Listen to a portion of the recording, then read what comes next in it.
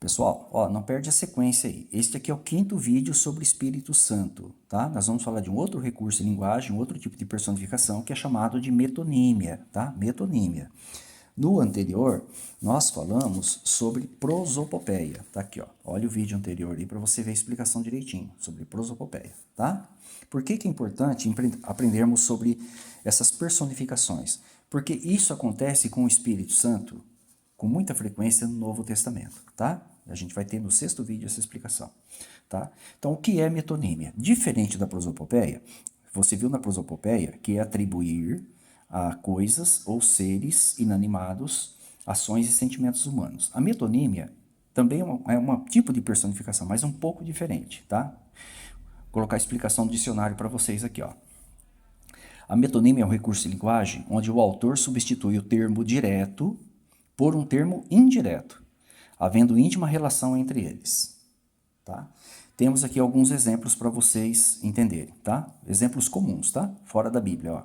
O fazendeiro precisava de muitos braços para o trabalho daquela semana. Quando fala muitos braços aqui, o que ele está querendo dizer? Precisava de muita gente, né? Muitas pessoas. Mas ele trocou pessoas por braços. Notaram, gente? Porque existe uma íntima relação entre braços e pessoas, né? Ou trabalhadores. Comprei maisena para fazer o bolo. Maisena, na verdade, é a marca. Você comprou amido de milho. Mas está tão intimamente relacionado amido de milho com maisena que você fala maisena, né? Gosto de ler Machado de Assis, desculpa. Na verdade, você gosta de ler os livros de Machado de Assis, mas você fala diretamente Machado de Assis. Você trocou livro por Machado de Assis, livro de Machado de Assis por Machado de Assis. Exemplos bíblicos. Aquele filho pródigo que se arrependeu queria voltar para a casa do pai. Olha o que ele disse. Pequei contra o céu. Tá? Inclusive, é bem pertinho, né, do outro relato lá. Ó, pequei contra o céu. Na verdade, ele trocou Deus por céu. Perceberam, gente? Porque onde Deus vive? Deus vive no céu, no universo, né? Tá? Se ele colocasse Deus aqui, daria na mesma. Ele simplesmente trocou um termo por outro. O céu está intimamente relacionado com o lugar de habitação de Deus. Por isso que ele falou céu. Percebeu, gente? Isso, mas são inúmeros exemplos na Bíblia que nós temos, viu? De troca de um termo direto por um termo indireto. E outro que nós temos, que é bastante complexo, é esse Atos 5:3, que é usado aí com muita ênfase, né, pelos trinitários para tentar provar que o Espírito Santo seria uma pessoa, tá? Mentiste ao Espírito Santo, tá? Ó, mentiu ao Espírito Santo, pecou contra o céu. Perceberam? Nos dois aqui trocou Deus por céu. E aqui? Qual que é a explicação que nós temos aqui? Como que a gente poderia interpretar isso aqui, haja vista que o Espírito Santo é o poder que emana de Deus? Então, nós temos aqui algumas linhas de pensamento que podem nos ajudar, tá? Primeiro, por representatividade. Como nós sabemos, os apóstolos, desde lá de Pentecostes, eles estavam cheios de Espírito Santo. Então, mentir para eles equivaleria a mentir para aqueles a quem eles representavam, no caso, Deus, tá? Porque eles eram os representantes diretos de Deus aqui na Terra. Então, mentir para eles equivaleria a mentir para Deus. Isso é muito comum. Inclusive, anjos no passado falavam como se fossem Jeová.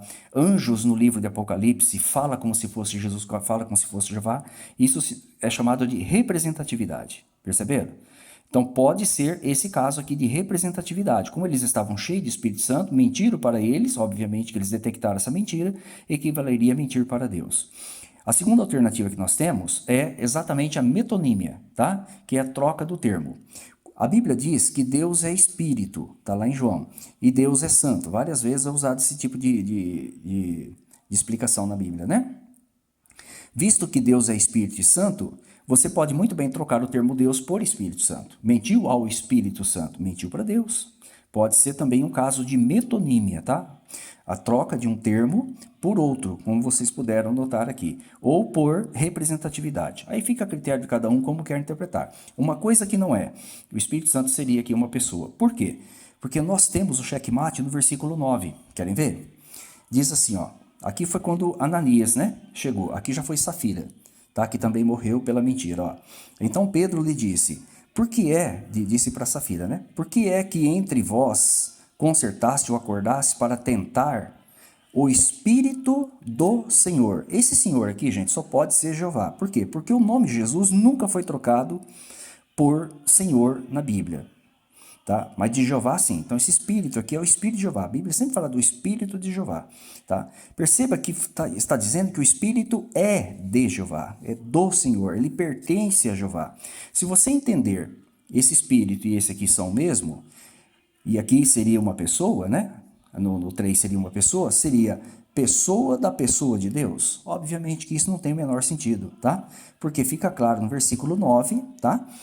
Que a Safira mentiu ao mesmo espírito que seu marido mentiu no versículo 3. E aqui diz que ele mentiu ao espírito do Senhor. O espírito do Senhor não pode ser outra pessoa. Essa expressão sempre é usada se referindo ao poder que emana de Deus, tá? Sempre usado nesse sentido. Então, o versículo 9, ele dá um checkmate no versículo 3. O contexto é o maior inimigo de quem tenta defender, né, essa questão da pessoalidade do Espírito Santo e, consequentemente, a Trindade, tá? Ele dá um checkmate total. Então, você tem duas vias para interpretação, por representatividade ou metonímia.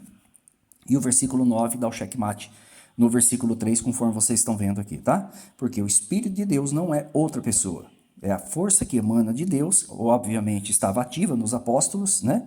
A quem Ananias e Safira mentiram naquele dia, tá bom? Então fica muito claro aqui. Então o contexto realmente ele fecha, né? Por assim dizer, ele dá um checkmate nessa crença, né? Crença distorcida e pagã aí que o Espírito Santo seria um ser divino e, consequentemente, a terceira pessoa da Trindade. Então, eu costumo dizer, gente, né, que o contexto é o maior inimigo daqueles que defendem a mentira da Trindade, conforme vocês estão vendo aí, tá bom? Um forte abraço a todos e aguardem o próximo vídeo.